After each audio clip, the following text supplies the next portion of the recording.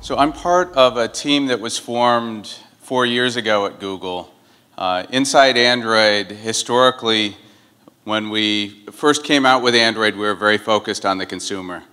And only recently have we formed, as I say, 4 years ago, we formed a team specifically for the enterprise, specifically for management features in the enterprise. And we came out with a series of new features starting with the Lollipop release. And what I'm going to talk about is what's happening in Android, what's happened since Android 5, and what you can take advantage of with these management and distribution features. Android by itself is certainly very powerful, and we've seen the growth of Android devices at an incredible clip. We just passed this, earlier this year, 2 billion active Android devices in the world. Android is the first OS in the world to reach 2 billion active devices. Not even Windows is at 2 billion at this point. Coupled with the world's largest application distribution platform in the world. Play reaches more devices than any other application distribution platform. And I'm going to tell you a little bit about some of the features that you may not realize exist in Play for private application distribution for within your domain, so that you can distribute applications just for your devices, just for your employees or your partners.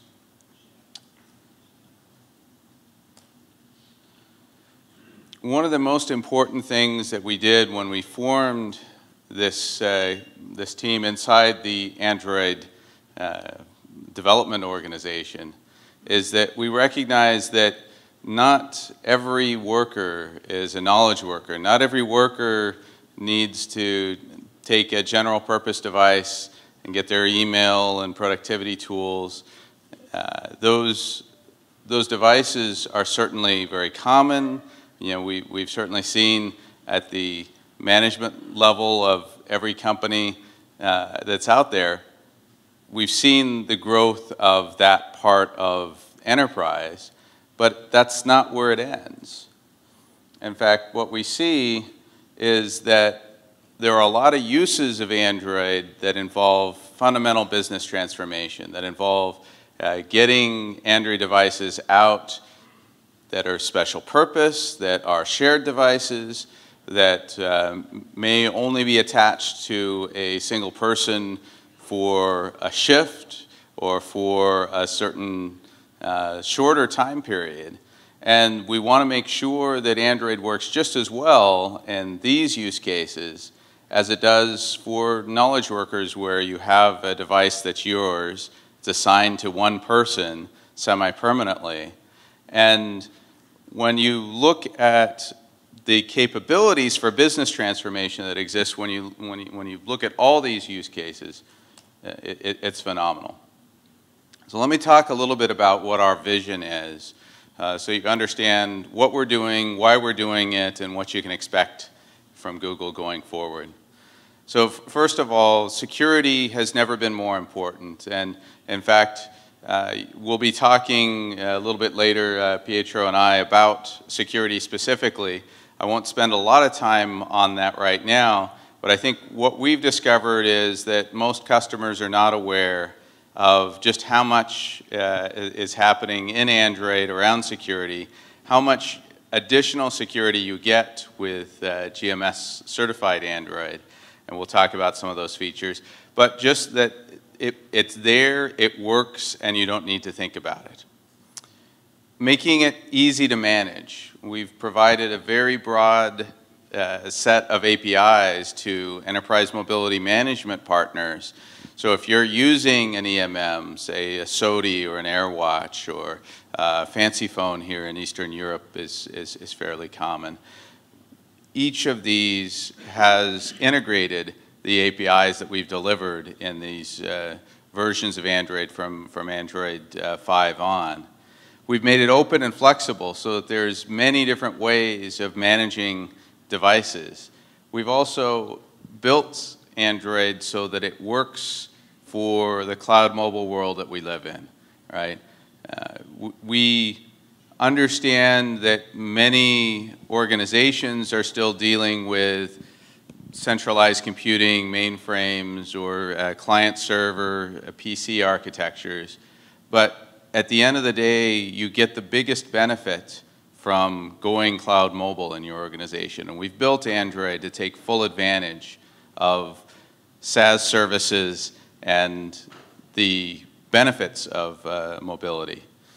Freedom to choose. This is the best part about Android, is you've got a choice. You can buy a ruggedized device that has an integrated scanner.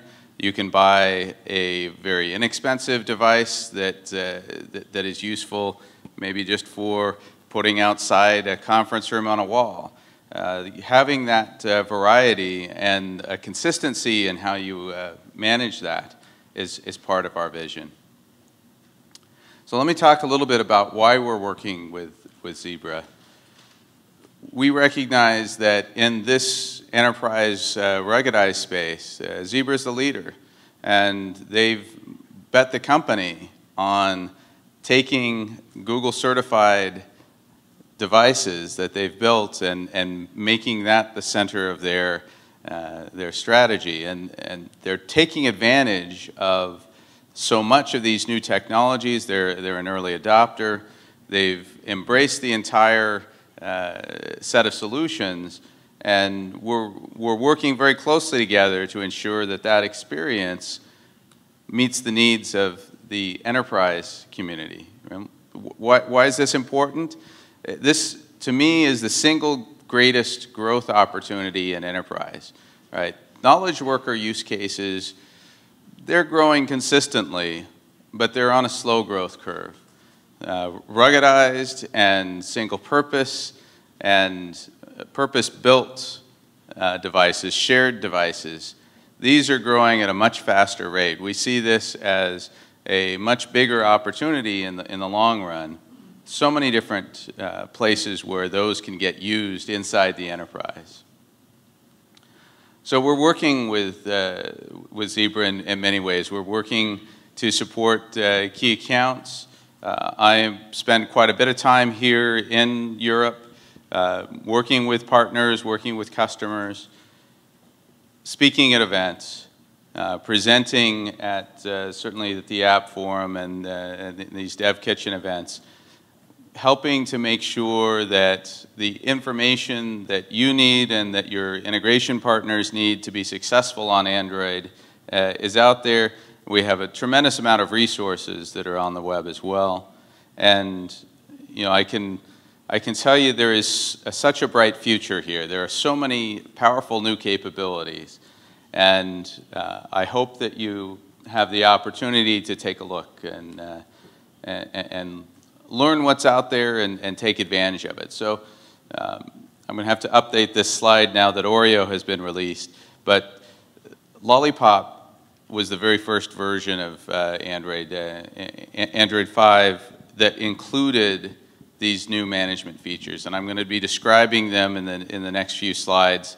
The short version is a profile owner for managing a bring your own device type scenario, and device owner for managing the whole device. In most cases, you're talking about device owner with Zebra. Starting in later in the year that we released Lollipop, we made these management features mandatory. So there are some devices out in the wild that don't support these features in Lollipop. Starting with Marshmallow, this became mandatory. So if you have a Marshmallow device, you're going to be able to use these management features, particularly device owner. We added an additional set of features for what we call corporate-owned single use. So this enables lock task mode so that you can lock a particular application to the screen. This can make sense in kiosk-type use cases and certain shared device use cases. We also increased the speed of provisioning. We've added in NUGA QR code provisioning, and in Oreo we've added capabilities for what we call zero-touch provisioning that will allow for devices to be provisioned automatically when you purchase those devices from a reseller that is authorized by the device manufacturer or directly from the device manufacturer that supports these features. So in general, what you're able to do now is customize and manage the experience on your Android device. So there are two different kinds of management that we've added. There's one scenario that is specifically for bring your own device and scenarios where you need to split the usage of the device between personal and work. And that's called the work profile. I'll show you what that looks like. In general, you're not going to be using that with Zebra devices. There's work managed device, and that is what you'll typically use for a device that's completely corporate owned, that may be shared amongst multiple people or given to a single person. That gives you complete control over the entire device. It's so much more powerful than device admin that you may be familiar with. That gives you a very limited amount of functionality, device admin does, whereas device owner gives you complete control. It's a power tool that lets you manage so much more on the device. So this is a picture of work profile. Again, this is for more of a BYOD scenario. This allows you to, you can think of it as logging into a separate second user, except that you haven't had to log out of the primary user, the personal user. And you'll see these badges with the orange briefcase. Those badges tell you that that app is managed by your enterprise, your work. And you can completely separate the work use of the device from the personal use of the device. It lets you, if you're on the IT side, it lets you manage only the work applications and data. You've got freedom and privacy as an employee on the personal use of that device. And if the enterprise wants to wipe the device, they're only wiping the work applications and data. So there's a complete separation and isolation of work and personal. One of the best features, and this is one that came in with NUGA, is that you can actually, Friday afternoon when you're leaving work, you can turn off work mode. All your work applications are grayed out. The notifications stop. You don't get any work notifications. You don't get anything that bothers you all weekend until you turn work mode back on again on Monday, and then everything reappears. Typically, if you're using a Zebra device, you're going to be using device owner or creating a work managed device. So these are equivalent terms, device owner, work managed device. You'll be using an enterprise mobility management solution, again, SODI or AirWatch. That solution becomes the device owner, can set policies on the device, across the whole device, control exactly which applications are deployed. In fact, I'll talk a little bit about this, but with device owner coupled with a managed Play Store, you can completely control the application distribution. You can control which apps appear, even the preloaded apps. You can control exactly how the device, when you open the Play Store, what shows up, what applications are available. And you've got several additional features, such as lock task mode here, that allow you to completely eliminate the notification bar if you need to, completely lock the application or set of applications to the screen. And what this does is it provides a set of standardized controls across all Android devices that include, effectively, you can think of this as Marshmallow and above. They're all using the same basic set of APIs for management. So you're able to control permissions. As an administrator, you're able to temporarily suspend applications. You're able to control the application distribution process. You're able to get access to special logging and monitoring APIs that let you see more information about what's happening on the device. You can manage the VPN and Wi-Fi settings through this interface. And end users, when they go to those parts of settings, if you allow them to go to settings, they'll see that certain policies, certain settings have been set by you, and they can't be changed. One of the coolest things about the Nougat release for us was the introduction of QR code setup. You tap 6 times on the setup wizard when you get a new device. A scanner comes up, you can scan the QR code and set up your enterprise mobility management system, set up the device owner. Everything's taken care of in terms of provisioning and enrollment, starting with the QR code. You can also do this with NFC, even in the Marshmallow release, and earlier if you have the a version of Lollipop that includes these features. So Managed Google Play is an integral part of this solution. This lets you approve apps individually. It lets you push apps onto the device. It lets you allow apps to be approved that are optional apps, that if you want to allow employees to provision applications that are optional applications, they can search for and see those, or you can control the storefront that lets them see exactly what applications are available to them. You can put them in categories. You have complete control over that experience. We also make use of special accounts, and so instead of having to create a Google account for each device or have shared accounts that are on every device so that you can get access to the Play Store, these accounts are created automatically by your enterprise mobility management software. These accounts are used to manage the device. They don't have a password. They're not, and they don't work with other Google services.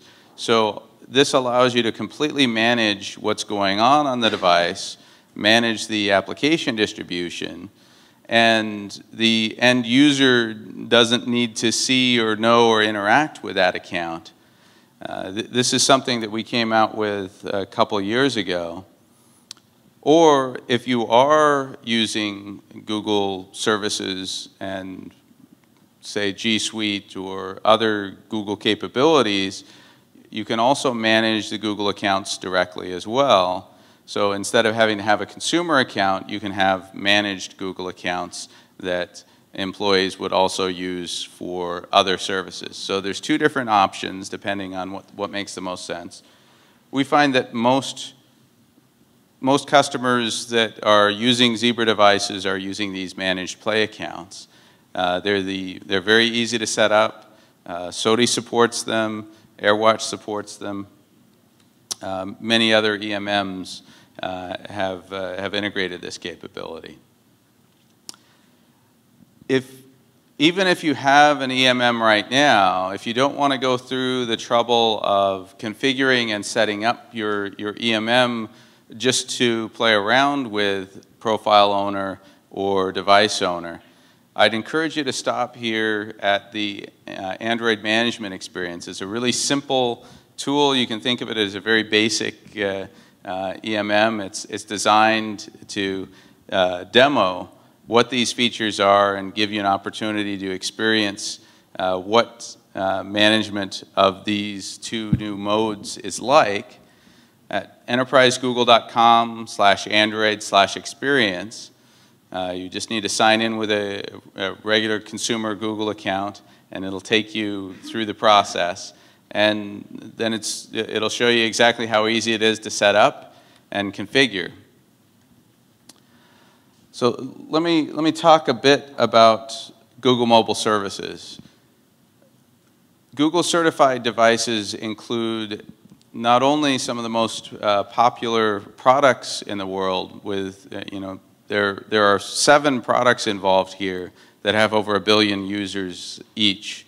And you may not use all of these. I think among Zebra's customers, the maps and geolocation features are probably the most popular. But there's also some security features. And many people don't know that Gmail, the Gmail client also supports Exchange.